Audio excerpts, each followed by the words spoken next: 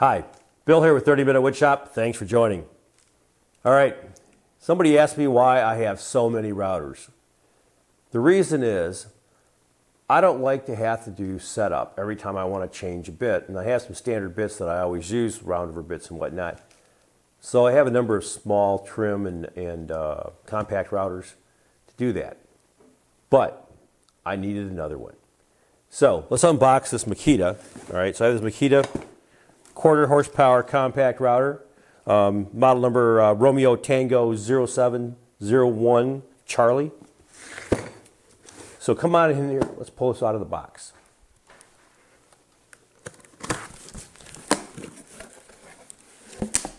Okay, first thing we have is the instructions. All right, make sure you read and follow all instructions with any power tool. Fairly nicely packed. Nice little router. I like the hand fit. In the box, besides the router, we also have a circle guide along with actually it's a multiple guide, edge guide, circle guide. Comes with 2 wrenches. This does have a spindle lock, but it's not always easily accessible. So one thing I like about this router already is how small it is. For 1 1/4 horse, it's nice. It's really definitely a palm-sized router. Now it is a corded router. I know a lot of you guys out there use battery-operated tools. I'm not a battery person. I like to have the power that I want when I want it and not have to run and get another battery. And quite frankly, for the price of batteries, I can buy a lot of tools. So for me, it doesn't make sense. I'm here in the shop. I'm not out in the field always using things for construction and whatnot anymore, which is where I think that would shine. That being said, come on in closer. Let's take a close look at the router. Okay, a couple great things about this router. It's got really nice strain relief here. I know it doesn't mean much to a lot of people, but when you're using a corded tool, as you move it around a lot, this keeps the cord from failing over the long haul. It has, right up here, your variable speed. So you can flip that around pretty easily while you're actually running it. And it's a 1 to, let's see how far it goes, 1 to 6. That's a little different, but you know, hey, it's okay. 3 is mid-range, 1's slow, 6 is high. We also have an on and off switch here. Very easy to use.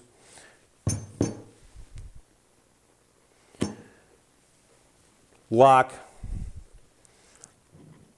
And a little microcontroller here, so as I twist this up and down, I can get this to move pretty easily.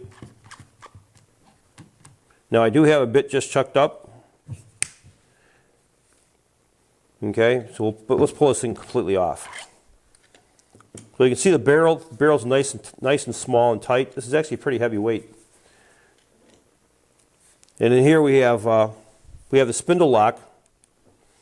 All right. We also have 2 nut. We have the nut and we have the spindle wrench flats. So those are pretty good. And I think that's probably because this spindle lock is kind of a pain to get through sometimes. So well thought out, I got to say. And you may not be able to see it here, but we have graduations. So it's pretty easy to micro adjust the depth here. We have replaceable brushes, both sides. So this is a tool that you're going to keep for the long haul. Whereas, don't want to bang too hard on your battery-operated tools, but those really are not tools that are going to be around for your kids and your grandkids. This thing's going to be around for 50, 60 years. Really nice base. So it has probably a poly coating. Feels like rubber. Just really nice. Aluminum. It's got a thick base. This is a circular base. Comes with multiple bases if you want to buy them. I don't think I need that yet. So we'll see what happens with that. I have a bit in here chucked up, ready to go. What I need to do here for this bit, it's a brabbeting bit, or a dado bit actually.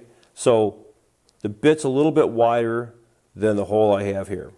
Okay, the hole is set up for bushing. I'm not going to use this ever for bushings. If I do, I'll buy a new base. I don't want it for that. I want it for doing, putting in dados and rabbits. So I'm going to plug this in, and I'm going to make this hole here a little bit bigger by driving the bit into it.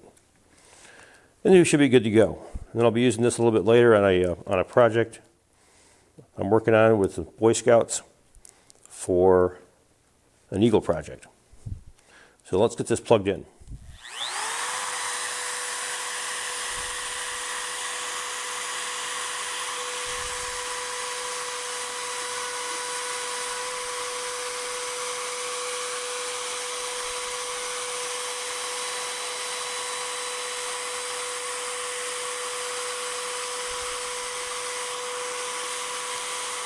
And there we go. I took off about a 32nd of an inch for the diameter, so not very much at all.